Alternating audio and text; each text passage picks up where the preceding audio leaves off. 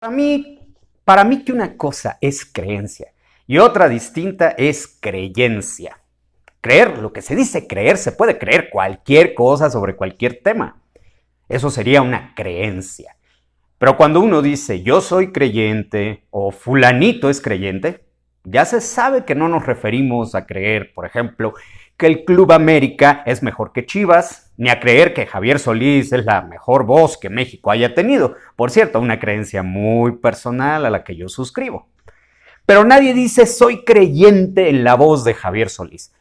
El término creyente es monosémico, vamos, de un solo significado y sin confusión posible.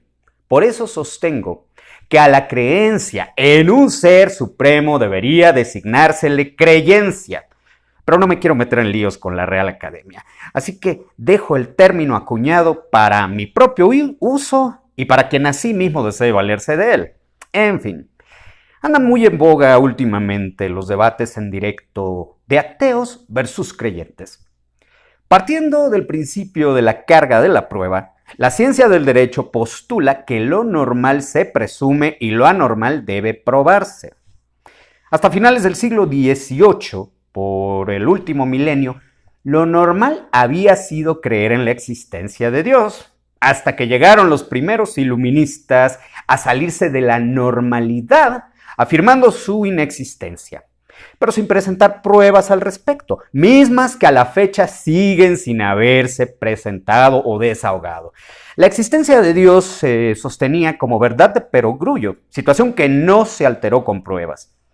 Por esa sencilla razón es que sostengo que no puede haber un ateo intelectualmente honesto.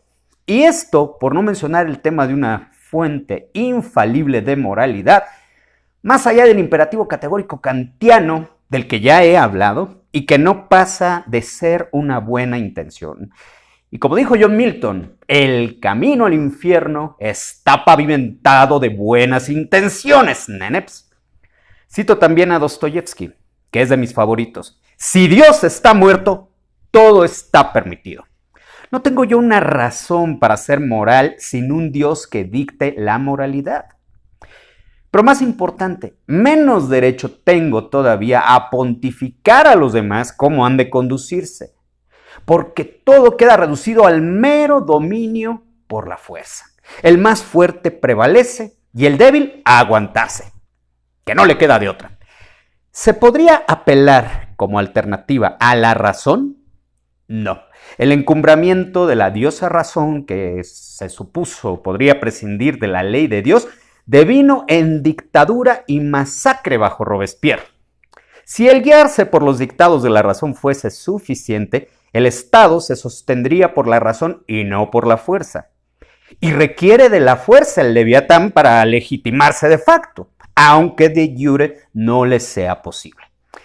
Reitero las dos conclusiones a que hemos llegado hasta el momento. El ateo, número 1, es intelectualmente deshonesto. Y número 2, no cuenta con motivos para ser moral, al menos no hasta las últimas consecuencias.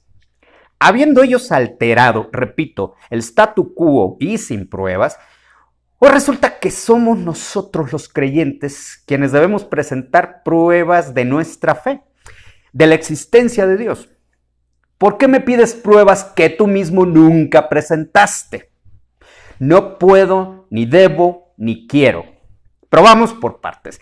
Hay dos posturas históricas sobre el asunto puestas en la mesa por el cristianismo. Una sostiene que la existencia de Dios es autoevidente y otra que no lo es. Concretamente, en la epístola a los Romanos 1:20, sostiene el apóstol Pablo. Dice, lo invisible de él, su eterno poder y su deidad, se hace claramente visible desde la creación del mundo y se puede discernir por medio de las cosas hechas. Por lo tanto, no tienen excusa. Esto es lo que Pablo dice. No tiene el ateo excusas para no creer.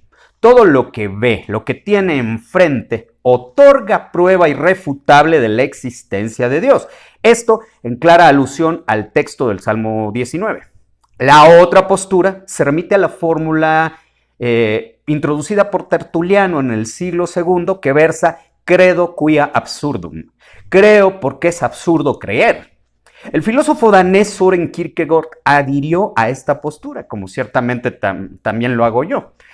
Como la existencia de Dios es indemostrable, creer en Él es lo más absurdo que puedo hacer. Pero si Él no existe, más absurda es todavía mi propia existencia. Reflexionemos sobre ese punto. Sin Dios, mi existencia es contingente, un mero accidente. Estoy aquí tanto como pude no haber estado. Y si como consecuencia de ello, reitero, mi existencia es absurda, pues yo decido partir del absurdo y magnificarlo para venir a caer en lo que no existe, consumando con ello el absurdo de mi existencia a través de la inexistencia del absurdo en el que creo. ¡Ja! ¡Qué galimatías me hice!, ¿no?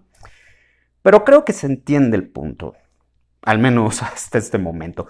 Lo que sí queda claro es que mis razones, mis motivos para creer son míos y a ningún ateo tengo que rendirle cuentas. Y viceversa, las razones del ateo para no creer son suyas y no es a mí a quien tendrá que rendir cuentas. Cuando el debate se reduce a la fórmula de las dos posturas, ergo, en esta esquina está el que cree y en esta otra el que no, a nada se llega. Más edificante, más productivo, más constructivo sería organizar un simposio exclusivamente entre creyentes y de ahí dirimir entre posturas más numerosas, e interesantes y enriquecedoras que el mero creo contra no creo. Verbo y gracia, podríamos llevarnos la sorpresa de que nos caiga un deísta. Para los pejezombis, el deísmo es creer en la existencia de un creador, pero no en su revelación ni intervención en los asuntos humanos ni en los acontecimientos del universo. Es decir, que simplemente lo creó, lo dejó funcionando y se retiró. Ejemplo, repito, de diversidad de posturas que podrían surgir en un debate entre creyentes. ¿Para qué estar convocando a ateos a esos simposios? No los harás cambiar de parecer. Irónicamente, como todos sabemos, el ateo habla de Dios 10 veces más que un creyente. Su actitud denota que de no ser por el tema de Dios, muy aburrida que sería su vida. Mi muy personal opinión al respecto y también muy respetuosamente compartida. Tu espacio libertario Abatiendo al Leviatán agradece sinceramente tu atención. Hasta la próxima. Al César lo que es del César y a Dios que les vaya bien. Ahí les dejo mi reputación para que la hagan pedazos.